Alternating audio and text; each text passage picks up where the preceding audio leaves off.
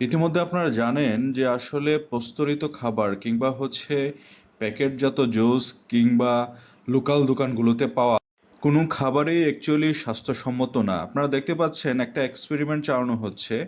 আমরা প্রায় সময় ছোট বাচ্চাদের এরকম ছোট প্লাস্টিকের প্যাকেটে ঠান্ডা জাতীয় খাবার ফ্রিজিং করে আমরা খাওয়াই, যেটা দোকান থেকে লোকাল দোকানগুলোতে আমরা কিনে থাকি।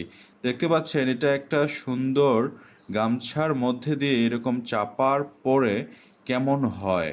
এখান থেকে যে লিকুইডটা আছে সেটা বের হয়ে গেলেও যখন এটাকে খোলা হয় তখন আমরা দেখতে পাই পুরা একটা আঠালো কষ জাতীয় সাদা কিছু একটা লেগে আছে। ভাবতে পারুন যেটা আপনি আপনার বাচ্চা কিংবা নিজেই খাচ্ছেন, সেটা আপনার পেটের ভিতর যাওয়ার পর এটা কেমন ভয়ঙ্কর রূপ নিতে পারে।